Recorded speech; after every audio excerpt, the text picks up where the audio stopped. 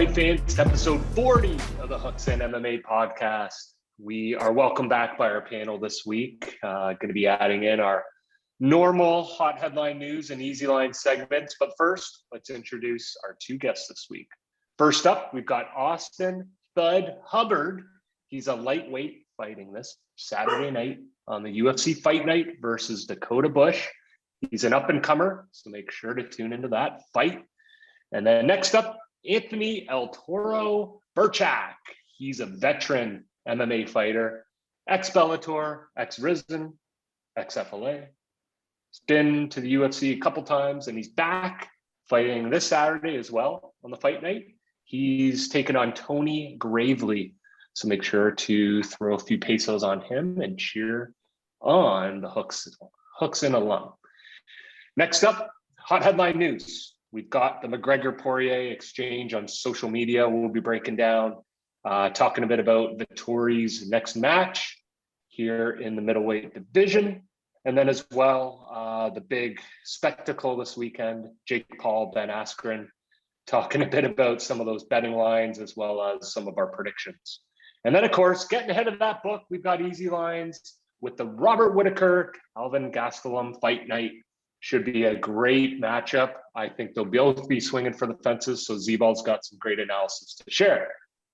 Zoni, kick us off here. Hot headline news. So we talked this week. Sometimes there's some market, some press that they get out there and gets people talking. Conor McGregor comes out and takes offense to Poirier chirping him, saying that their camp didn't. That the Conor's camp didn't provide the $500,000 donation to Poirier's charity. Obviously triggered Conor, and he either said this, that he's going to not fight him. He's going to fight someone else that night as a ploy, or they could have made it all up, or it could have happened. It could have pissed him off. He's got a short fuse.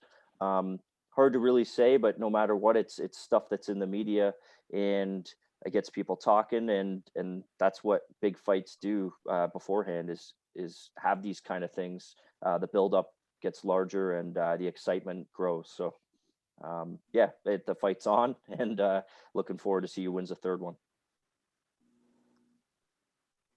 Yeah, I thought it was, if you're going to believe the conspiracy theory that they had it set up, that's some pretty masterful shit. And most of the time I'm on the side of the conspiracy theories, but not this time. I mean, Poirier, definitely one of my favorite guys in the UFC, and I think a pretty straight up dude overall. He's one of the few guys I would give the benefit of the doubt to. So I think it was pretty an honest situation where, it obviously, and it makes sense that Conor would be vetting the foundation, all these sort of things, right? Especially with that amount, so half $500,000. So it all kind of makes sense, but it's kind of funny how it played out, and somehow Dustin comes out as the winner every time. He looks great after this, because basically he called Conor out.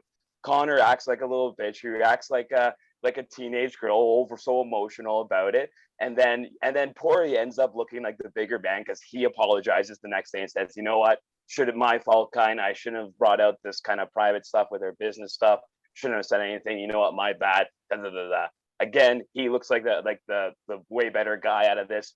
Conor looks like, more of a douchebag as he has already with the punching of the old guy and all the other things that he's done. So, I think it seems pretty legit, because it all makes sense. But at the end of the day, it's created even more buzz behind this fight, and Conor somehow seems to be able to do, no matter what he's done, if he's lost or what the situation is, he seems to be able to do this. He has a knack for it, and I think the pay-per-view buys are going to be even higher for this third fight. Yeah, I kind of disagree with Poirier coming out. I think they both came out looking not great there. Poirier's obviously never dealt with a donation of that size. It's not like McGregor's donating $5,000, $10,000, $50,000. It's $500,000. Like, he's not going to just be like, here's the check, spend it on whatever you want. No questions asked.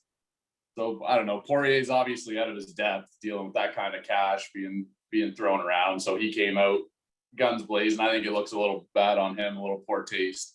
But yeah, the way McGregor responds is typical McGregor fashion. I don't know. I kind of like it because I think now there's not gonna be Mr. Nice McGregor complimenting everything. You guys playing touch butt at the press conferences. I think it's gonna be a little bit more vicious. Maybe plays into McGregor's hand maybe a little bit. He might get just chirping away at Poirier and get in his head again, rattle him. I did see that McGregor's actually the betting favorite right now, which is pretty wild to me because I don't know. I watched the fight back and McGregor landed a few good left hands and right, like he landed some stuff. He got beat pretty, like he didn't win a round or the first round, I don't think. So I don't know, pretty crazy. Yeah, the press conference I think is going to be really interesting. We'll see what happens, but is it just me or guys, comment below, let me know what you think. But like these press conferences haven't been as good lately. Like last 2 years, they've all sucked. I like when they have all the those long black tables and they had multiple of them all at the same time. You got so many good moments between the fighters and stuff like that. So bring back those OG press conferences. I think that the UFC used to have. When everyone was dressing in suits, everyone was trying to be Conor McGregor there for like a year or two. It was awesome. Everyone was talking shit to each other. So Jeremy Stevens spoke up and he said, "Who the fuck is that guy?" Exactly. You don't get those moments right now. The sound bites. Yeah. It's all these keyboard warriors now. All it is Instagram posts. That's what it's turned into. Yeah. And Sure Till and some of these other guys, they're actually hilarious, but like it's not the same. No. To your point. COVID hasn't helped with that either. I don't think they can have that many people up on stage and whatever. I think they might be able to, man, because that's fight week, I'm pretty sure. Isn't July 10th like the fight week usually for UFC where they have the big press conference and stuff? Yeah. Yeah, maybe this year. Live event with live crowd so they can do whatever the hell they want. Yeah, this time they might do that. You're right. But then again, COVID or no COVID, they could jump on a Zoom and chirp the shit out of each other on Zoom and record it, push it out. Like that'd be unreal. Yeah. I don't know. I'd watch. Oh yeah. Yeah. Oh yeah. Fuck yeah. So could be just a missed opportunity, which I think we all agree UFC's good at doing, not capitalizing. But anyways, next up, Vettori, big kind of one heavy lopsided win there on Saturday, which comes at no surprise. It was a late fill-in opponent, but looking forward, what are you guys thinking is next for Vettori here? Maybe let's assume that Whittaker gets the W Saturday night. What do you guys think? I think you got to book him for Till again. Try to remake that fight. However long, I don't know how long. I mean, you guys ever had a broken collarbone before? I don't know what the recovery time's like on that, but a couple buddies we know have. I think it was 8 weeks. Pretty bad. Yeah. And then so that's kind of perfect though. Give Vettori some time to rest and then rebook the fight. Fair fight to make, because I don't think Vettori beating Kevin Holland is enough to warrant the title shot, and it sucks for him because he's been on a tear, and it's all like he's a victim of circumstance here. But Derek Brunson literally did the exact same thing that Vettori did 2 weeks earlier. So I don't know how you look at that and can say, yep, Vettori deserves the title shot when Brunson also did the same thing in his last fight. So. Well, then maybe with Costa not answering Brunson, why don't you match up the two guys that beat Holland the same way and do Brunson and Vettori? Could do that too. Yeah, for sure. It's a possibility. And then where's Costa go? Costa and Till? Whittaker? Till or Whittaker? Yeah, well, in terms of Whittaker, I mean, yes, it depends on what his performance is this weekend, I think, really. Like, if he comes out and finishes Gastelum, which, spoiler, and I'm not taking that, but I do think he's going to win, but it's going to be very tough to knock that Mexican block off. So, it's if he does somehow do it, I think they're going to have to make that Izzy rematch again. But if it's kind of a close fight or even some Kelvin lands a lot and it's very, very close, but even when Whittaker wins by decision, now we have more of a conversation now, I think, where UFC's thinking about different types of matchups, from there, right? So maybe Whittaker fights off against Costa, right? And the winner of that one fights Izzy or whatever, right? And Vettori and Brunson, as you guys said before. So there's things we can do there. But it depends. Yeah, go ahead. Since Costa's been like sitting on the shelf a little bit, like even the winner of Uriah Hall and Weidman could fight Costa or something like that too. Like give them, an up and comer, like because Costa's coming off a loss, right? So he doesn't deserve to fight, for the number one contender again. He should have to win at least one or two more fights. So I don't know. Yeah, I was UFC is hoping for a close fight for Whittaker Gastelum. That would give them huge leverage for not having to pay somebody so much to fight Izzy. Yeah. Got 3 guys willing to take the fight. Yeah. Stretch out those ESPN cards further. Which they love to do. Oh yeah. Yeah, and Costa, he might be on the shelf, but he's in the cellar aging like a fine red wine. So. Love it. And then next up, the biggest spectacle of them all, Jake Paul versus Ben Askren. I feel like we've been talking about this one for half a year now, and the week's finally here. I don't know if this thing's going to last 30 seconds or go the full, I don't know how many rounds it is, 10, I think. What do you guys think about Saturday night? Well, I'll jump in there first. I think, I think what's really Askren's experience is really gonna, take or really show on Saturday night. I think that's really what's gonna give him the advantage. He's actually been in some real fucking fights before. Like when you fight Robbie Lawler, you fought someone real, right? And your head. Yeah, exactly. Like, and he survived it, right? And all this stuff, right? So, whereas Paul, that's, he's never been anything close to that, right? So, I think when Askren gets punched in the head or hard, it's not going to bother him at all. He's going to keep coming forward, and I think that's truly actually what gets in fighters' heads. I think at the end of the day, it's not really. Whatever you hitting them, it's when the guy keeps coming forward, right? When you're hitting them badly and the guy is still coming forward, that kind of really puts your demeanor down, I think, right? Kind of kills your confidence. Only like, what do I have to do to kind of put this guy away, right? So I think that's really what's going to happen. His striking has greatly improved, certainly from the Maya fight, because it looked really bad there. But it looks a lot crisper now. Looks a lot crisper now. Absolutely. Snappy jab. Yeah. That's but best thing he's ever thrown. So bad. So bad. That was worst display of striking. But like as I said, it's gone a lot better with the pad work. The thing is, everyone looks good on the pads. What I'm concerned about is his defense. Like he's not holding his hands up in the right place when he's doing the pad work. He's not retracting his punches to the right place, and that's going to be scary. So I think Paul will land. It's just how long will Askren sustain it? Of course he will. How long will he be able to, and really how much will he actually land? Right. So.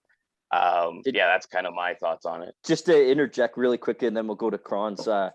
Did you guys see the post that if Ben Askren tries to take him down or slam him on his head, that he won't get paid out in full? Or whatever? Yeah, and forfeits his purse. He forfeits his purse. So funny. Yeah, I wonder if there's actually. So what they're saying, there's actual language like that in the contract. All Askren said was so not true or something like that. Sure. No truth. But obviously, gotta be like it's a boxing match. He obviously knows he can't wrestle. Like, why even bother saying that? And the way he said it, he can't do MMA stuff. It's like, man, you don't sound like you know what you're talking about when you say MMA stuff. What does that even mean? Yeah, I think he means like throwing elbows in the clinch and stuff. Like I think, but and heel hooks. Yeah, exactly. Askren drops love choke. Yeah. But like all jokes aside, I actually do feel the pressure is on Jake Paul because he has so much more to lose. I feel like Askren, he could get knocked out in 10 seconds. It doesn't do anything like to him or his career. Like he's kind of plateaued. He's already a fucking meme everywhere you look. So I think he goes in cool, calm, collected. Whereas like Friday night, I don't think Jake Paul's getting any sleep, and I actually do feel like he'll be nervous. Like, so nervous. I think you're right, and Askren actually is going to get paid off this too. Yeah. This will be Askren's biggest paycheck biggest pay. Yeah. Exactly. So like you said, Kronz, he has nothing. Like if he gets knocked out in the second round, he's like, yeah, I got paid the most I ever did for doing something I'm not even known or should be good at. So right, like, you know, whereas exactly Paul has all the pressure on him. So he's been chirping so much, and what have we talked about these last 10 episodes? The more you chirp, the higher probability you have to lose. It seems, at least lately. It'll catch up. It'll catch up. Yeah, you're just putting pressure on yourself. More pressure, yeah, for sure. So you got the Askren's robe that he bought for the fight, like a fucking bathrobe. It's gonna be more of a comedy I've ever owned. Like, it's gonna be like watching Mad TV instead of like you know, ESPN Fight Night or whatever. You know who's opening up the card on Saturday night? No. Stewart. Yeah. Look what I can do. Yeah. Like Will Sasso. Yeah. Miss Swan. She's gonna be on the card next weekend. The rough and rowdy card. Miss Swan. Will Sasso versus Bobby Lee will open it up. Yeah.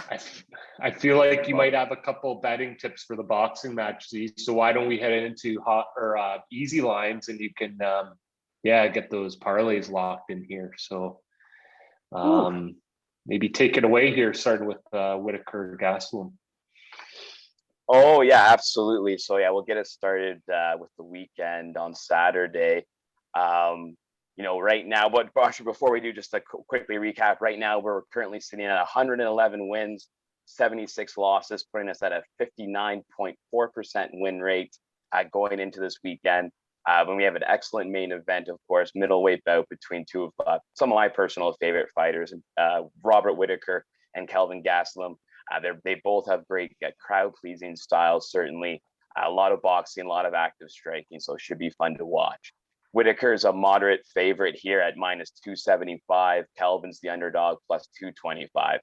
I do agree with this line. I will be taking Whittaker to win this fight, but certainly it's not going to be any easy task for him against a very skilled fighter in Kelvin on Saturday night. Whittaker has only ever lost one fight at middleweight, and that was to Israel Adesanya in 2019. Since then, he's stormed back with two great performances against two extremely dangerous and talented fighters in Cannonier and Darren Till as well. The Till fight especially, he displayed, you know, how well-rounded his game has become, mixing up the grappling really well to win some hard-fought rounds there, and really kind of mixed it up with his masterful kickboxing skills that he already had. Kelvin, his last fight, displayed some great grappling skills as well. You know, he was controlling Ian Heinisch most of the fight, about 7 minutes of control time actually. You know, he wasn't getting the best of him on the feet necessarily, so he went to the wrestling and it worked. I think he'll have to do something similar here against Whittaker this weekend. Even though Ian's a big, strong guy at middleweight, I don't think he has much over Whittaker in terms of, you know, takedown defense. I mean, Whittaker has fought Romero for 50 minutes in the octagon at this point, so, you know, he seemed pretty good in there. Kelvin is an excellent counter puncher, though, so Whittaker will have to look out for that as well. He'll have to make sure that he stays on the outside, I think, and utilize that amazing jab that he has. Also, the great kicks, right? Teep, leg kicks, he has that great snapping high leg kick, right? So, high head kick. So he can mix it up really well. Whittaker's also going to be the taller fighter, longer fighter in this fight on Saturday, which he's not used to at all in middleweight. Usually Rob's the shorter, stockier guy actually, and you know, has to blitz in there and get in the range. So that throughout the fight, I think is really going to help him. But Kelvin, as I said, right, he's got that thick head. Israel was able to drop him a few times in that fight, but was never able to put him away. And they were basically firing at will on each other, both landing for, you know, a crazy time during that fight. So I don't quite see this being as much of a barn burner here. You know, Whittaker's going to, you know, fight safe, fight smart.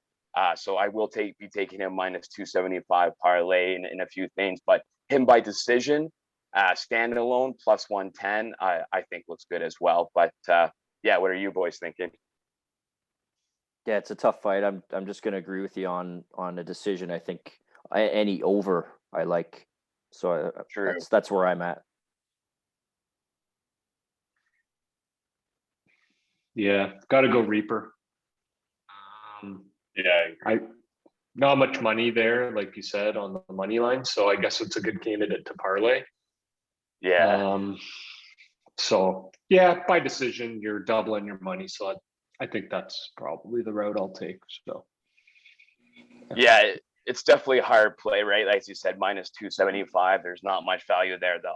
To be honest, I think actually Calvin has a little bit of a better chance. You know, he should really be like a plus 200, let's say, or something, right? A little bit more close, plus 190, something. Like, I think he has a little bit more chance than that. But I just the way Whittaker's been fighting, I lately, right? I mean, and always, right? Even, that Izzy fight, he got caught, and I think Izzy's striking is just at a ridiculous level. Obviously, when you go against a much bigger guy in Jan Blachowicz, it's hard to utilize his skill or his strength. So, anyway, in the later rounds too, right? Like I feel Whittaker's gas tank is going to last a lot longer. I don't know. Did you guys ever see the Ultimate Fighter where they were both on? Yeah. And Dana White made him pick two guys from either team to run a 5K race, and it was Whittaker versus Gastelum. Yeah. And I rewatched it the other day, and like Gastelum, I don't even think he could finish 5K. Like he just gassed out, and Whittaker was literally lapping him on the track. Wow. Yeah. So a few years ago, of course, but yeah. Yeah. To come. Yeah. Bill, didn't Gastelum win that Ultimate Fighter? He did. Yeah. I actually think that was when they were coaches against each other, I believe. Yeah. Oh, was it? Oh, okay. Whittaker and Gastelum. Yeah. Yeah. And then the fight got canceled or something for some reason. Yeah. So I think, what else do we got on this card? I guess that's pretty notable. We have some Jeremy Stevens lovers on this podcast. Yeah, Close and Stevens. Yeah. I already have a rant to go about that. So anyways, so Jeremy Stevens against Dracker Close we got the co-main event. Stevens slight favorite, minus 125, Close plus 100 straight up. This is a very difficult fight to call, in my opinion. Jeremy's on a 4-fight losing streak, which does sound awful. And yes, sorry, Zone, he's still ranked 10th in this division. But those losses are against Jose Aldo, Zabit, Yara Rodriguez, and Calvin Cater, all absolute studs. And for those of you who don't know, Zone and I got into a little online spat here, but within our Hookston MMA chat. So, again, comment below. Let me know what you think. Do you think it's fair that Jeremy Stevens is still ranked in the top 10 when he has 4 straight losses in an ultra competitive division? I say yes because of the level of competition, but let us know what you think. Zone, defend yourself, or what do you think, or what's your? My only question is, so he's fighting at lightweight at this weekend. So if he wins against Drakkar Close, who's outside the top 15 at lightweight, since he's number 10 at featherweight, does he jump into the top 15 at 155? That's my question. Yeah, see, that's too much math for me right now. You're like, I'm a fucking MMA guy. What are you doing? But yeah, no, Josh, you say something. You were gonna say something there. Yeah, no, I don't think so. Not beating Drakkar Close. But I was laughing. I saw an interview that Stevens did that his goal of being at 155 is to finally be able to knock out McGregor. Yeah. That's the whole reason he's going to 155, so he can fight Connor. If someone the money fight. Someone yelled at me, "Who the fuck is that guy?" I'd probably want to do the same thing in front of the world. Make a straight meme out of him. But actually, look at his record though, man. Back to like 2008, the guy's fighting Spencer Fisher. He fought RDA in 2008. Joe Lozon, like pretty crazy. Yeah. Yeah, no, he's really exciting. Just like 13 years though of facing top guys. Oh yeah. It's got to be worth something. Yeah. I think that's why he has 18 losses on his record. Yeah. A lot of mileage on his chin is what it's worth. Oh yeah. So he could get stopped first round. Well, remember Close almost finished Dariush, and then that was one of the craziest comebacks. Like, Yeah. Yep. so, but yeah, Yeah. exciting fight nonetheless. So what do you got? Absolutely. Who you got here? Well, I think I am going to have to take Stevens in terms of the experience here. He trains with Dominic Cruz out in Team Alliance. I think he's really learned to channel that aggression well. It's just he's fought against really tough guys. I think he still has a lot left in the tank. He still has a chin there. I think he does pull off a win against Close here. But yeah, it's definitely gonna be tough, I think. But I didn't really realize that he was actually moving up a weight class. So that kind of changes it a little bit. He's going to have speed advantage, certainly. That's the one thing. So he's going to be able to land. He's going to be moving quickly. But, Close, see, that's the thing. They're very similar fight. That's very similar fighters. Close almost reminds me of Jeremy Stevens a couple of years ago. Like, very, very aggressive. Kind of come out with a big hand right, that sort of stuff, right? So I think maybe Stevens is going to be able to lean on his experience and not get too aggressive, let him gas out, and be able to. I think this fight's definitely going to a finish. I like the under in this fight for sure. What are you thinking, Zone, though? I don't know, unless what you're saying, there's maybe his IQ's gotten better, like you said, and maybe he actually mixes in some wrestling against Close. I don't know, but I think it's going to be a close fight. But I think I got Stevens. Yeah, he should be able to use his speed advantage too, coming up from 145. See how that plays in. But yeah, I think this as well. I don't see it making it to a decision though, either way. Yeah, Stevens finish plus 210. I think that's some decent value. Or again, fight not to go to the distance. If you disagree with me and you like Close or whatever, you just like the finish, minus 110. Not to go the distance, basically double your money minus the juice. I'll take that as well. But in terms of I want to jump into the boxing there quickly. That's what I kind of mainly got for UFC. But Zoni, what do you got? Any other maybe UFC? I'll just throw them out quick before your boxing. Yeah. I really like Chase Sherman this weekend. He looked unbelievable in his last fight. He's fighting Andrei Arlovsky, and he's only a plus 110 underdog. I really like him in that fight. I really do. My lock of the night is Abdul Razak Al Hassan by finish. It is minus 138, so it's a favorite to happen. But he's coming off a couple losses. But if you look at his fights before, he fucking KOs people. I like him by finish. And my last one is Gerald Mearshart is a plus 110. He's the guy obviously known that got knocked out by Chimaev very quickly. This guy's got a great ground game. I think he can get this fight to the ground against Fabinski and possibly finish him. Sorry, Kron's pretty sure he's Polish, but I like Mearshart there. Yeah, doesn't have the Polish power. No, he doesn't. He does not. Not this weekend. Cool. So I think we got 90 seconds here, Z, for good old boxing. What do you think? Yeah, well, I already spoke about Askren. You guys already tell I'm leaning there. Askren plus 150 right now looks good. Him by decision plus 333 right now, but it's dropping. If you like it, get on it right now, because you're gonna get less value before the fight starts. So go Askren by decision. He's gonna be able to outlast him, I think. We're MMA boys. Let's back him up, and let's see him punch that Paul kid in the face. Can I add something to that? I just saw Darren Till commented on the no takedowns thing. He said Ben Askren doesn't need to worry. If he picks up Jake Paul and slams him on his head, I'll start a GoFundMe for him. You know what? He'd probably make more on the GoFundMe. Probably make millions off that. Absolutely. The fight not to take this weekend is Frank Mir plus 600 to win his boxing match. Steve Cunningham, lock of the century. Only pays 8 cents on the dollar, but throw the old mortgage on there. All right, boys. Let's get a free Happy Meal. Let's get after it this weekend. Enjoy the fight. There's a big Bellator Friday night. Got boxing Saturday, UFC fight night. Action-packed weekend, guys. So we'll see you at the cashier. See you next week. Yeah. Next up on the Hooks In MMA podcast, we're lucky to have on 12-5 lightweight. He had an opponent he was supposed to face for next weekend, April 17th, and they luckily found him a replacement. Austin Thud Hubbard, how's it going today? Good, man. How you doing? Good, thanks. I messaged you over the weekend just to organize a time to chat, and I don't think you had said anything because you were waiting in limbo there. So you're supposed to fight, undefeated prospect Nathan Levy, and now it looks like you have Dakota Bush, right? Yes, sir. Yep, that's correct. Yeah. So we'll talk a little bit about that later. But I was just curious, where you grew up, what got you into MMA.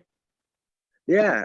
So I grew up in a small town called Sterling, Illinois. It's about 2 hours from Chicago, about 45 minutes from like Quad Cities, Iowa area. I grew up doing about a bunch of different sports, from a very young age all the way up on through high school. And when I went to college, the sports that I did throughout high school is I wrestled year round and then I played football. They didn't have either of those sports. So I started doing MMA basically out of like really pure boredom because, I wasn't ready to be done competing. I wanted to train and do something. And, I started doing MMA just as a hobby, something to do. And I was 20 years old when that happened. And, I just stuck with it and really fell in love with the sport and training and everything about it. So it wasn't until about 4-0 as a pro that I was like, you know what, maybe I can do this as a career. And at that point is when I decided to pick up and move out to Denver, Colorado, and really pursue this as a career.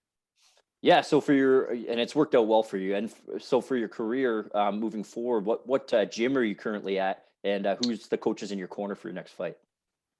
So I train at Elevation Fight Team. My coaches in my corner is Vinny Lopez and Cody Donovan.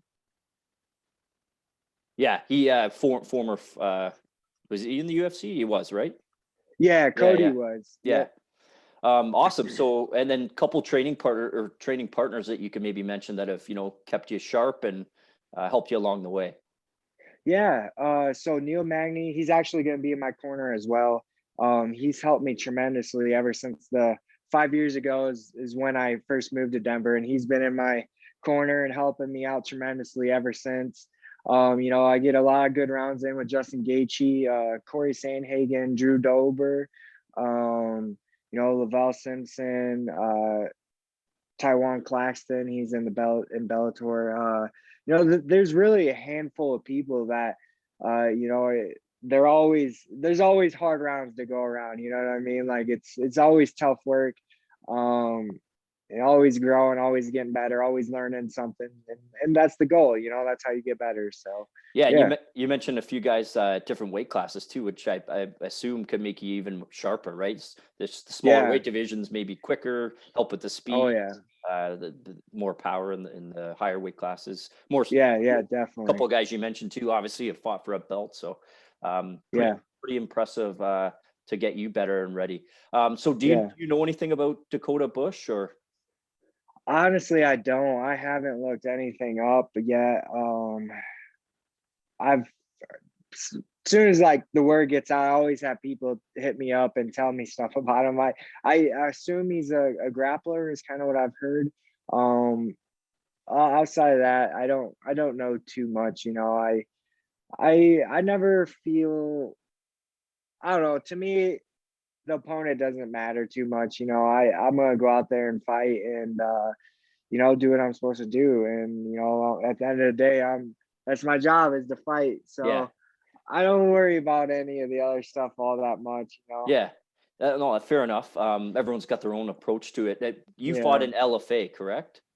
Yes, sir, I did. Yeah, so I know he's from there, and I don't remember seeing him fight specifically, but I saw that he's coming off a couple of good wins. But I think you got the experience, and I think, for sure. I think you have the skill set to take him out next weekend. So just moving forward here with an opponent change, on a week's notice, have you ever been in that scenario where you fought somebody that was a late replacement or you were late replacement for someone else?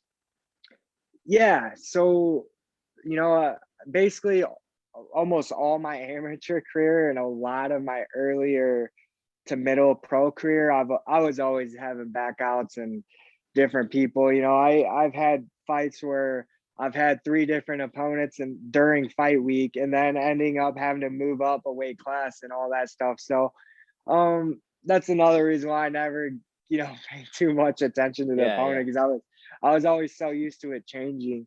Uh, you know, so it's not something that bothers me too much. It's something I'm kind of used to. You know, it's part of the game. You know, injuries happen. You know, whatever the case may be. People fall out and don't want to fight anymore or can't fight anymore. And you know, I'm just really thankful when I have an opponent and a replacement. And because you know, this is how I make a living. It's what I love to do. So I've also been off from an injury for going on 8 or 9 months now since my last fight. So I'm definitely eager to get in there. I don't like taking a lot of time off like that. So yeah. Yeah, you're pumped to get back in there. I'd be remiss if I didn't ask you quickly, just you know, being from Ontario here, just how was your experience fighting Kyle Prepelic? What did you think of him as a fighter? Yeah, he was a tough dude. You know, he was actually, you know, he did really well with his counter kicks. Obviously, you know, I had that surgery afterwards, and it didn't take many. I don't recall getting kicked all that much. You know, a few solid ones for sure. But he did really well timing. You know, my push kick or when I was landing forward, and he was hitting right away with that low kick, and obviously that caused some damage. I had to have a Yeah, few surgeries, and but yeah, he was a solid dude, that's for sure. And Vancouver was an awesome city. Looked, you know, everything I seen about it was a really beautiful city for sure. yeah, awesome. That's good to hear. Any last you know, things you wanted to add here in terms of like hobbies? So you know, I ask people sometimes, they're like, you know, not really. I just go and I train and I fight and that's it. And what do you like to Yeah. do? Is there something you like to do outside of all that? Yeah. You know, so outside of training, we get together a lot on like Sundays. The guys on the team will play spike ball. So you know, I love doing that. I've had a motorcycle. I've grown up riding dirt bikes and everything, so I love getting out, riding the dirt bike, riding the motorcycle, especially out here now that I'm in Colorado. You know, riding through the mountains is Right. absolutely beautiful compared to where I'm from. And you know, playing video games, just you know, your typical type of stuff, I guess. Awesome. No, that's cool. That's good to hear Yeah, you get out and do some stuff. yeah. Yeah, just to finish off a segment called Between Rounds, I'll ask you a question. Give me your best answer, okay? All righty. What's your favorite kind of food to eat? Uh, like when I'm cutting weight or when I'm free to eat what I want. One of each. Okay, okay. So while I'm cutting weight, you know, I've been really loving cucumbers this Okay. camp for whatever reason. I've been eating a lot of cucumbers. You know, I actually found this like really awesome like protein bar like today, and that's by far my new favorite. I don't even remember what the brand was called. I found it at Whole Foods, so that doesn't help. When I'm not cutting weight and I'm free to eat what I want, you know, I obviously, like most people, love a good pizza. You know, I love bakery stuff like donuts, cinnamon rolls, pastries, those type of things. Those are definitely my favorite. Nice. Favorite sport other than MMA? Football for sure. American football, I'm assuming. Yeah, yeah, Favorite American football. favorite Sorry. team? No, it's all right. uh, you know, I like a few different teams. I'm more of a favorite uh player type of person. You know, I'll like a multiple different teams. I'm not a diehard of every or one single team, but I guess if I have to put a pin on one team, I'll go with the Vikings. My fiance, her family is diehard Vikings fan, and I have always been a Vikings fan, but not diehard. So That I'll solidifies say, it for you. yeah, I'll Yeah. say Vikings, I guess. What's your favorite spot in the USA that you would tell me to go to? That's the must see. Like I've been there a ton of times, but like a special Yeah. place that you like to go to. You know, I've been to a lot of different places. I really love Colorado. You know, Montana was really cool. Also, you know, That's on I my like the bucket mountains. list. Yeah, Montana's on my bucket. I was in Bozeman, and it's beautiful there. You know, I'm kind of a nature mountain type of guy over like a city. Yeah. You know, the beaches are fun. I've been to Florida quite a bit. I used to have family live there, so Destin Beach and Destin, Florida is a beautiful place as well. You know, yeah, I don't know, it's kind of what type of stuff are you into? Yeah, Those I are mean, probably some of my favorites. I like the stuff you said, so I'm into that. What's your favorite country in the world? You can't pick the states. Oh man. You know, honestly, I've only been out of the country 2 times, which was to Canada and Australia. And you know, Australia is really cool. So not that Canada isn't That's cool, all right. but I haven't been to Australia, but I'd love to go sometime. yeah, So so we'll I'm go gonna with that. say Australia. Favorite music artist or type of music? Oh, I like a lot of different music as well. But one of my favorite artists is that right now and that I've been listening to a lot is artist by the name of Russ. He's kind of a hip hop rap type of artist. Nice. And I've really been liking his stuff. What about favorite movie of all time? Like I watch a lot of movies as well. So this is also another really hard one. Of all time, you know, I've always been a huge fan of like James Franco films, like Yeah. Pineapple Express and Oh, yeah. all those. You know, those are. I was in high school and all those came out, and those are like classics to So me. And classic. yeah, I love all those movies. Interview. I love the interview. I was just gonna say that. dude. Hilarious. All those. Yeah. And then favorite video game. Favorite video game. Well, I play Call of Duty the most, so I gotta go with Call of Duty, I guess. Awesome. And then how does next weekend play out for you with this new opponent change? How do you see it playing out? You know, I'm always going for a good show. You know, I'm really gonna be looking for a good finish. So I think second, third round finish for sure. Awesome. We hope that happens for you. Yeah, we wanted to thank you for coming on today, giving us some time. Looking forward to April 17th, fighting Dakota Bush. But the real name that we are watching out for is Austin Thud Hubbard. Hubbard, this is Hooks in MMA. Thanks so much, man. Yeah, thank you. Have a good day, man.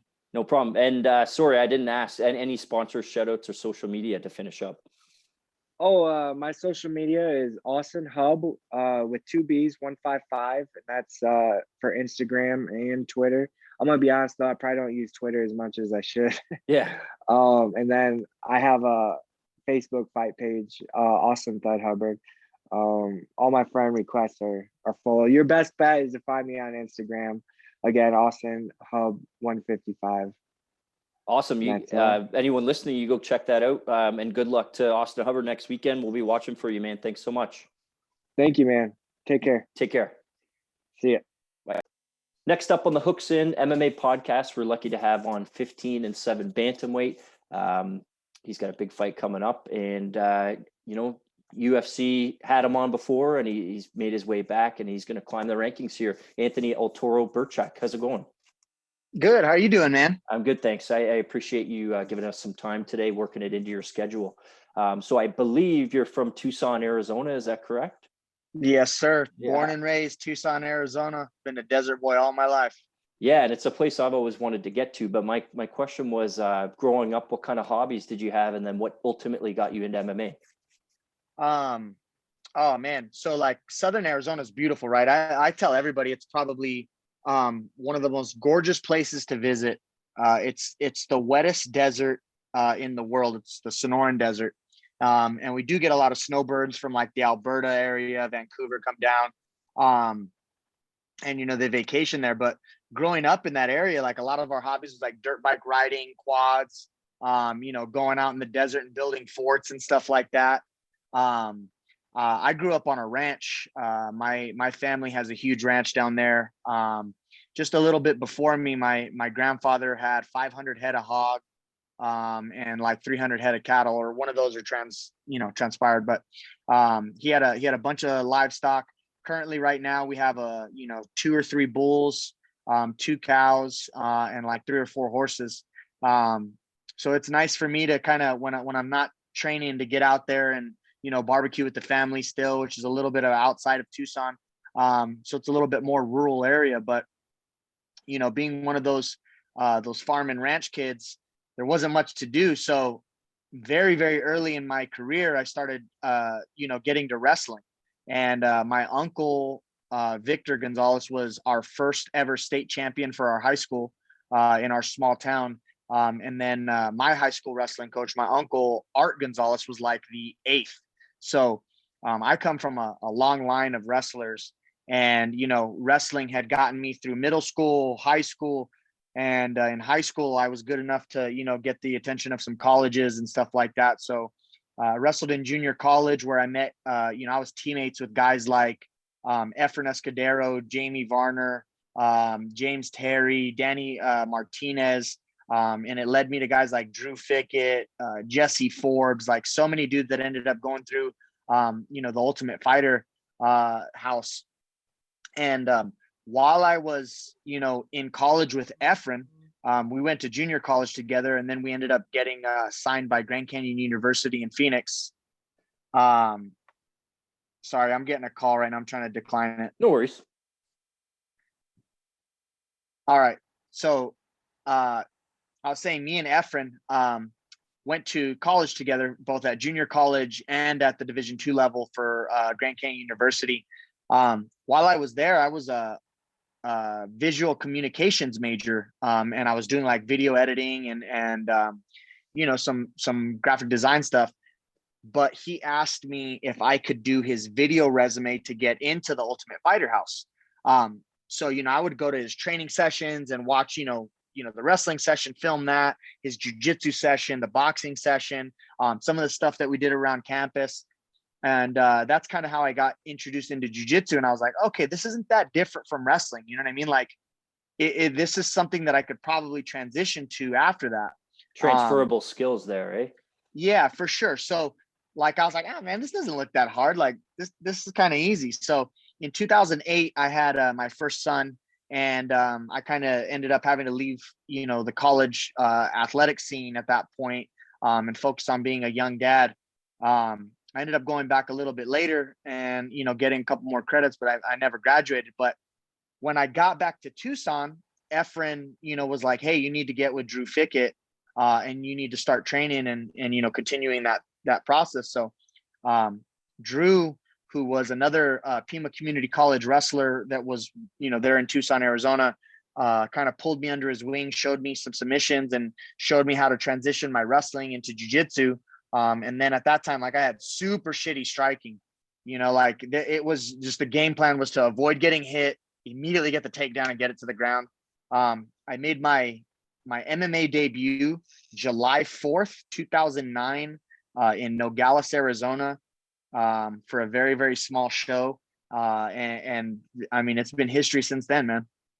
Yeah, that's awesome. I like the way that the story kind of played out, transition from different, but it's kind of like, most people have, within their life, they have some kind of a path that they go on, but it doesn't always go as planned. And whatever you learn along the way leads you to where you end up being, right? So that's kind of what's happened with you. So yeah, dude, it was kind of weird. Cause like, if you were to tell me that 10 years ago, I was going to be a professional fighter, I would have laughed in your face.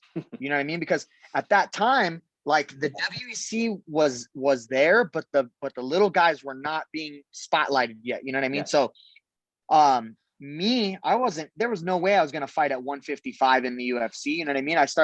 When I started thinking about that, I was like, fucking Sean Shirk, BJ Penn, Hermes Franca. Those were the monsters at that time. Yeah. At 55s. And I go, there's no fucking way that I'm going to be able to do that. And it's like, when I look at how everything spiraled, like, eventually the girl I was dating got me to go back to school for those last little bit of credits. But I was just such a shitty student, man. And like, I was working at a sporting goods store. I was working at a bar, and then I was roofing on the weekends. And I finally was just like, fuck it, dude. I got to put all my eggs in this fighting basket. And I was a lot better at kicking people's ass than I was at being a student. So, Yeah. It was just easily to go that direction. Yeah, it's the life grind there, it sounds like, but it's worked out. So just to talk about what gym you're at and who are the coaches in your upcoming corner for your fight. Well, in Tucson, I own my own gym. So I own 10th Planet Jiu-Jitsu Tucson, and I own Toro Tech Mixed Martial Arts. So I train there at my own spot. I got a lot of pros there. None of them are my size, which is the reason why I have to leave and travel. Currently, I'm at Extreme Couture. I've been Team Extreme since like 2013. I beat Ryan Benoit, and I was fighting in the NFC with Extreme.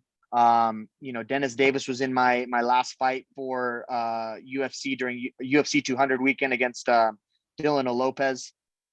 And right now, man, the way that I've molded everything, and finally just the most amazing people that I've met that have come into my life. My head coach is Coach Casey Halstead, who's a 10th Planet black belt. He owns 10th Planet Las Vegas here, and co-owns 10th Planet Tucson with me. He's been a huge driving force in my career as a businessman and as a coach and athlete now. Craziest thing is like Ray Sefo all of a sudden became this huge contributor to my career as my striking coach. And I've had so many different striking coaches over my year, because no matter what striking, I will always consider it my weak link.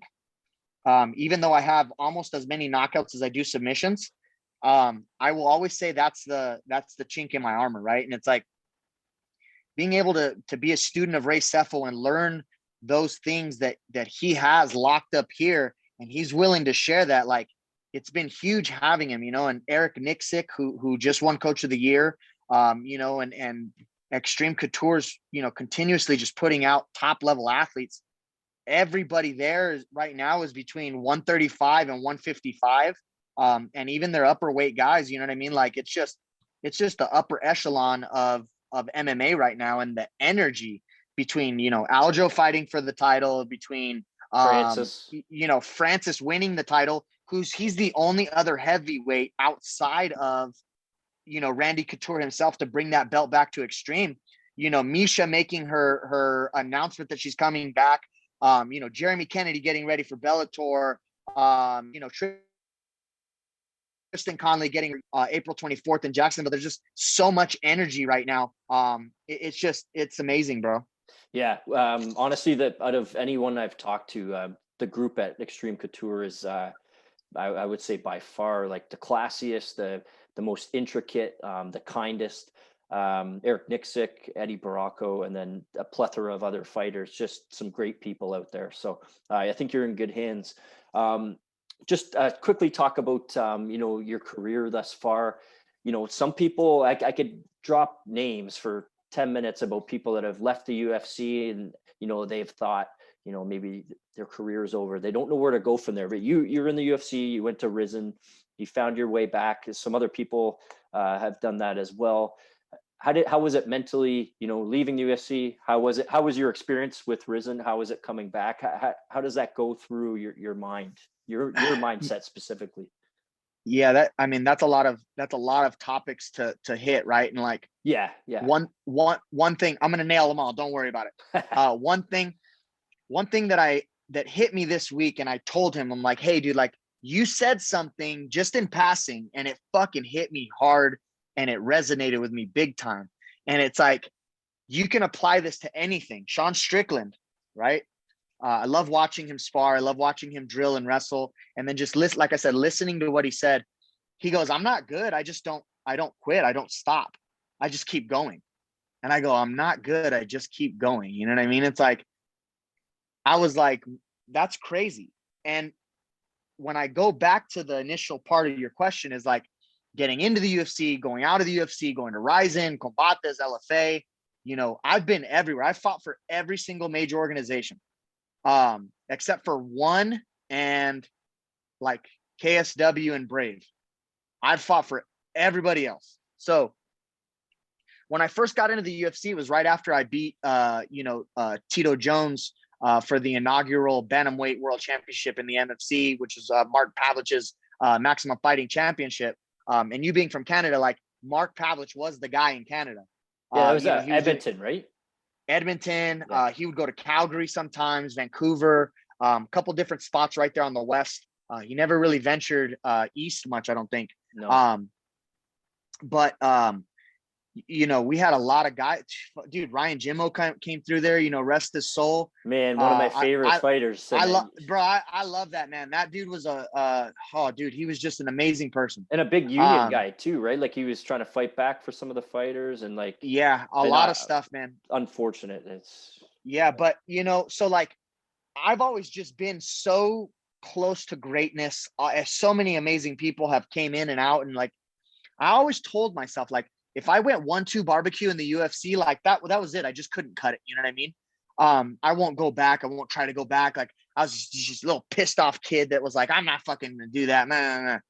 And like, as I got more mature and I saw like how my UFC run went the first time, where I lost to Ian Entwistle, who I should have never lost to, and is ultimately the catalyst and the man that made me switch to 10th Planet Jiu-Jitsu, right? To knocking out Joe Soto, who I watched, destroy the Bellator scene, become the first featherweight champion. I still look up to him as a jiu-jitsu black belt and wrestler. Like that dude's awesome. And for me to be able to finish him in 90 seconds, is like holy shit. Like I'm capable of doing this at the highest level. Absolutely. Right. And I just like, I've always had a trouble of just believing my own hype. You know what I mean? And like, I've always been humble and just going like, I'm not good. I just don't stop. You know what I mean? And when I left the UFC, everyone was like, oh, I don't know why they released him on a win. Like I didn't get released. I was trying to raise my value by seeing what I was on the free agency. Yeah. And there was times like I wouldn't have fought from July 7th to maybe March, you know what I mean, of the next year. Yeah. I believe that was 16, and then I would have been in 2017. So I was like blowing Sean Shelby up, like, hey, I'm healthy, I'm ready to go. Who can I step in against? Like, is there anybody that's, do you need a last minute guy? Like, it ended up being Aljamain and Rafael Asuncao, I believe, at UFC New York, that Aljo got sick and fell out. And I messaged Sean immediately. I was like, hey, I'll take that Asuncao fight.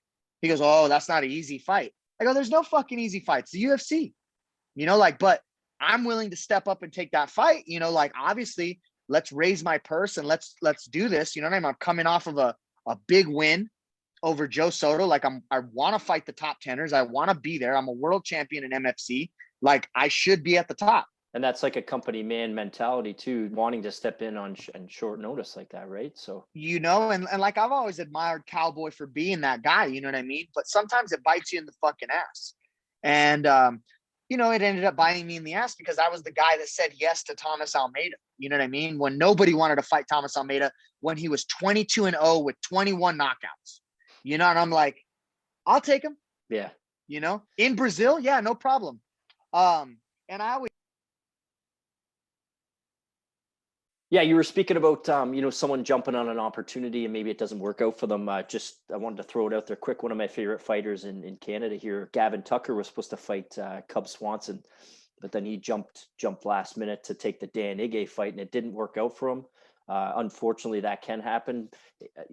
His stock could have risen a lot with a win there. It would have maybe got him a top 10, top 5 fight in the featherweight division, but it didn't work out for him. But as to what you were saying before, you've had many of opportunities to ask and to want to jump in on those chances, and how did that work out? Hey, this is Las Vegas, baby. You got to fucking spend money to make money, and you got to bet big. And if you're going to bet big, you bet on yourself. You know what I mean? And like for Gavin to step up and go up against Ige, holy shit, that's a big step up. For me to go, no one wants to fight Thomas Almeida, I'll fucking do it.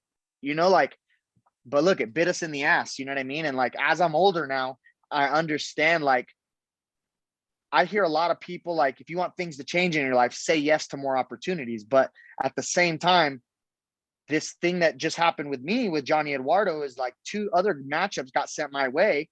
And I said no. And then the matchup that's perfect for me got sent my way, which was Tony Gravely. But, after Thomas, it was just kind of a really sad time for me. And I was like, dude, I don't want to end my career like that. I don't want to end in the UFC, 1 and 2. And they didn't give me anyone easy after that. They gave me Dilano Lopez, who at the time was 19-1, 19-2. Another savage Brazilian that just is a finisher. And I think out of the 19 wins, I want to say that he had like 10 or 12 guillotine finishes. And it was like, at that time, the guillotine was like one of my kryptonites that I was just getting caught with, not in fights or stuff, but just in rolls at the gym. And I was like, man, like that's a fear, you know what I mean? Like, okay, like let's do it. Fuck it. And I ended up beating him, and it was like, that fight had a lot of adversity in it. Like in the first 15 seconds, this thumb, there's like a white scar that goes across the middle of my thumb. My bone popped through the thumb. And, Jason Herzog was like, let me see your finger. I was like, nope, let's just keep going. We're going to keep going. And like, I jammed it into the cage to pop it back into place. And like the whole time that I'm looking at my finger, like, what the fuck is going on? I'm getting hit. And I'm just like looking at my finger, like, how do I fix this? And then like, and then I was like, okay, fully operational. Let's get back at it. And I had a 3-round, war with Dilano where after everything was said and done, I think he shot 14 times on me to take me down and I stuffed 12. That's awesome. I think I had triple digit significant strikes landed to his double digits. Like it was full horsepower after that. You know what I mean? I was just wide open, pedal to the metal. And, I ended my UFC career at that time 2-2. I was still unsatisfied with what I could do and what I was capable of. So if I just beat that kid, that means I could have won the Ultimate Fighter. That's how I'm thinking, right? If I just knocked out Joe Soto and it took TJ 5 rounds, I can beat TJ. And like, you have to be goofy like that. And I know MMA math doesn't add up like that, but to me, that's what I have to think as, right? So when I was trying to raise my value going to Ryzen, it was between Combates, ACB, and Ryzen at the time, right? And all 3 of them had amazing, lucrative ways for me to raise my value and get paid. Combates ended up doing some stuff where it seemed like I was going to start here, but I would have to drop back down payment. And I don't go backwards. You know what I mean? So I go, nope, I'm not interested in that. ACB had an amazing offer, and even bonuses on top of things. And I was like, that was really enticing to me. But I had so many people telling me like the horror stories of fighting in Russia. And like, so I see the things that happened to Diego Brandao where like he's knocking dudes out, starching them, and they're waking the guy up, putting him on the stool and like, okay, round 2. And he's like, what the fuck? So that played a big part in me not wanting to fight in Russia. Mm-hmm. And I've always wanted to go to Japan. I've always loved watching, Pride, and I always loved watching those guys put it on the line. So that was an easy decision for me. And especially when I heard that they were paying in cash. Yes, sir. Yes, sir. Absolutely. I want to ask you one more question before the Tony Gravely fight that's coming up, obviously April 17th.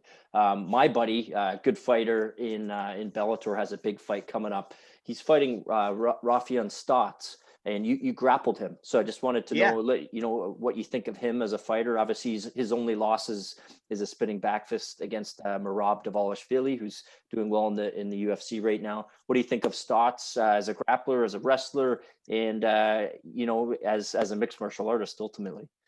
Well, that guy has something on me that not a lot of people say they have. They can say they have in competition. I started doing jiu-jitsu. Like I made my MMA debut in 2009. So you could say I started learning grappling then, but I started my jiu-jitsu journey in 2012 when I put the gi on.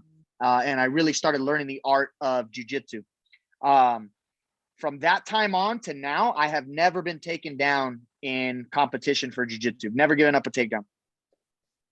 And Rafian got 3 on me in that super fight. And I was like, man, giving up a takedown to a 3-time NCAA champion is not bad, At the same time, it was just hard to get a game going with him. You know what I mean? Like, I think that was one. And then also one of the first times I've ever pulled guard in a match, you know, and I was like, I just had to get something going. It was too boring, us being on our feet, you know, him getting halfway in on my legs and me defending the shot with a guillotine and him backing out. So I pulled guard. We ended up playing half guard. I ended up getting in on his leg, which I wanted to leg lock him. And that dematerialized real quick. He ended up getting a darce on me where I stood all the way up and got out of it. Him as a wrestler, tremendous. His takedowns are like super strong, powerful, and his positioning is great. As a jiu-jitsu artist, I think he's a tremendous brown belt. You know what I mean? I'm pretty sure he's still a brown belt. He's got that really good Carlson Gracie style of smash pass, very, very tight pressure passing, you know, so it fit that wrestling style very easy because in wrestling, we want to pin, right? So he's super tight with all of that stuff. In fighting, I see where there's some disconnections between, you know, the striking and the wrestling and the jiu-jitsu, and back and forth between those. But I think he's a very good fighter. I think he's well-rounded. I think as soon as he figures out, you know, what flows best for him, he's going to be a superpower at that bantamweight division. Is he fighting Josh Hill? Yeah. Yeah. So me and Josh Hill had a couple of times where we're waiting for each other to sign on the line. You know what I mean? I thought so. And I really love that fight because at the time, Josh was way more just takedown oriented, and wasn't too good at jiu-jitsu, wasn't too good at striking. So I thought that matchup played very good into my favor. And then when I saw a couple of his fights in World Series of Fighting, I was like, oh shit, he's putting it together now. And he looked really good against Marlon Moraes can't remember. It was the first time they fought. Yeah. First time. He looked great. And I haven't seen him in a very long time. Don't know what he looks like now. I believe he's my age, 34-ish. Yep. Yeah. He'll turn 35 in December. He just turned 34. Yeah. Yeah. So, you know, that's going to be an exciting fight because as we've seen in the past, when two high-level wrestlers get together, it's either whose jiu-jitsu's worse or better, you know what I mean? Or whose striking is going to set up their wrestling to a level that opens everything up for them. Yeah. Yeah. I'm excited for that. It's a good opportunity on that card. Obviously, Sergio Pettis fights Juan Archuleta and for the championship. And also on there's Gallagher and who just Patchy Mix, who just fought for the title and lost to Archuleta. So if somebody can get a big finish in that, hopefully it's Josh. You never know what could happen next. So we'll see what happens there. April 17th, Tony Gravely. How do you feel going into that one? You said it was a good matchup for you. I thought it was beautiful, man. Like I couldn't have asked for a better stylistic matchup than going from Johnny Eduardo to Tony Gravely. And here's the reason why, right? It's like the game plan with Johnny Eduardo was use my youth, my speed, and my wrestling and jiu-jitsu against him, right? Like he's got a good, strong right hand. He's got a good right kick. But, you know, the UFC made that fight on 4 weeks notice, which when we got here, that was already like half a week gone. And we really only had 3 weeks to get ready, which to me, it favored me because he's older. He's 42. He hadn't fought in 34 or 33 or 4 months at that time. And I was already in semi-decent shape from just always training jiu-jitsu, getting my guys ready, you know, and so I was like, yeah, let's take it. You know what I mean? I got here. I felt like I peaked at a good time. And then all of a sudden the passport and the visa issue shit came up, you know, and it was like, I was out here for, like I said, around 4 weeks. And then they were like, well, let's push your fight 1 more week to try to give him a little bit more time with the papers. When it was all said and done, I would have had like a 6-week camp. Well, the Sunday before UFC 260, which is where they tried to push our fight to, I would have been on the same card as Francis and Stipe. That Sunday morning, it goes, hey, Eduardo's no longer the option. You know, they offered me Montel Jackson, who's just coming off that like 90-second KO against Jesse Strader, right? And I was like, I would fight him, but I need a camp. You know what I mean? And like, he's not going to want to make 35. So this is probably going to happen at 145s. You guys have had me stuck at 145s for 2 weeks now. Yeah. Like, I'm not going to blow up very big. You know what I mean? He's going to balloon up and be fucking huge. Yeah. And he's not a small bantamweight. He's like 5'10", 5'11", 5'10", I think. So then they call me back and they're like, well, how about Kevin Kroom? And me and Kevin Kroom were supposed to fight in the MFC back in the day, but he was a lot smaller then. And now that he's fighting at featherweight, he's walking around way heavier. Yeah. You know, as am I, you know, but again, me being pegged at 145 and maintaining my weight at 145 for 2 weeks, I was just maintaining and I was already there. So what if he doesn't want to make 145 and he comes in at 150, then he blows up and he's 170 by the time I'm fighting him. And it's just, I'm moving around a fucking, you know, welterweight. Yeah. It's, you know, that doesn't play in good for me. So they were like, all right, well, we're going to send you home. So I flew back to Tucson, right? As soon as I get there, they're like, hey, Tony Gravely, so-and-so fell out with an injury. This is April 17th. And I was like, 3 weeks? Yeah, for sure. So I go send the bout agreement. And I looked at his style, you know what I mean? I saw that he was 20-6, got a great record. Out of the 6 losses, 5 of them are by submission. Out of those 5 losses by submission, all of them are bantamweights of my size and stature. 5'8", 5'9", 5'10", good wrestling, good jiu-jitsu. Merab was the only one that didn't finish him. And they fought early when Merab didn't really have good jiu-jitsu. He was still very wrestling oriented. yeah. So, you know, I've talked to Patchy. I've been training with Patchy, you know, at Extreme and 10th Planet. And he was like, dude, he goes, that's perfect. He goes, you're a long rangey bantamweight. You know, he's used to always taking people down. And when he gets on bottom, he gets stuck into some positions. And I saw that with the Geraldo de Freitas fight. You know, he got caught in a triangle, got caught in an armbar, got caught in an omoplata, got stuck on his feet. And when he was on his feet, he was getting hit with basic 1-2-1-2-3 combinations. And then once he got hurt, he would immediately dive in on a shot. So where the game plan for Johnny Eduardo was hurt him with the hands, wrestle him, choke him, you know what I mean? And take him down and choke him. The Tony Gravely fight's not much different. It's just hurt him with the hands, let him try to take you down, take his back, choke him. Capitalize on his mistake. You know, and like, that's the thing is like, I'm so much rangier than him. I have super dynamic movement. You know, my cardio's high. If you know, if he does get a takedown or if he does commit to a shot, he's going to be running into knees, uppercuts, elbows, you know, and if he doesn't get the takedown, he's stuck with me on my fucking feet, you know, and I love Muay Thai. That's one art that I've dedicated, you know, a good part of my career to. And I got, you know, Ray Sefo, you know, running the reins on that. I have no problem. And then when I told Coach Casey, I was like, hey, Tony Gravely, April 17th, what do you think? He's like, what's he good at? I go, he's got a great takedown. He goes, awesome. So he's going to take you into where you're a black belt. You know, Yeah. So that fight was perfect. I think this is a great matchup. If I can just keep my composure, keep my patience, I think this is going to be a good fight that I can finish. Yeah, I think so too. I like the way you laid that out. Our last section here is between rounds. I'll ask you a question. You give me your best answer. Okay. Okay. We'll rapid fire. Favorite food? Mexican food. Favorite sport other than MMA? I like football. Yeah, American football. Yeah, American football. Are you Cardinals my little fan? brother. No, I'm actually a New York Giants fan. Oh, okay. Go figure.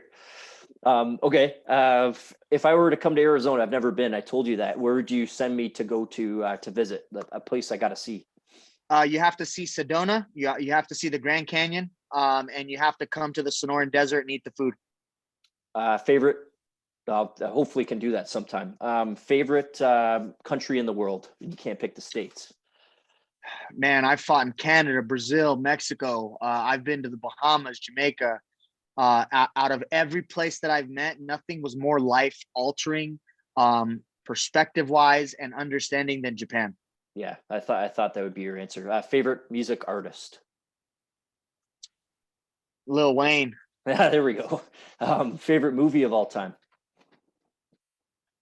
Gladiator. And then how's April 17th going to finish up? Like I said, man, if he takes me down, he's gonna get 10th planet black belt level jiu-jitsu. And if he doesn't take me down, he's gonna get race FO kickboxing. Sounds good. Sponsor shoutouts or social media to finish up. I want to thank everybody in Tucson, Arizona, who's helped my gym stay afloat. My wife, my brown belts who've taught class in my place. My black belts, Heather Raftery and Al Guiney. Everybody that has made sure that the gym hasn't burned down. My kids coaches, Marco Souza and Fortune Jacks. Everybody that's making sure that when I come home, everything picks up on the same beat, and that's it, man. And my wife for holding everything down, for being the super mom, for being the gym manager, for being my rock, my stability, my focus. A big part of the drive on why I fight is my family, man. And I just tweeted today, like, I've been here since February fucking 20th. Like, I miss my family, dude. And someone's got to pay for the time that I've sacrificed. And unfortunately, that's Tony fucking Gravely. So, Okay. Those are the people that I thank, man. The people that have always supported me and had my back and pushed me up the hill. You can't end it better than that. April 17th, Tony, Take Him to the Grave Gravely, by Anthony El Toro Birchak. This is Hooks in MMA. Good luck, man. Thank you, man. This has been fun. Yeah, you too. You take care. We'll can't wait to watch. Yes, sir. All right, brother. Come to the desert and I'll feed you guys. Sounds good. You take care.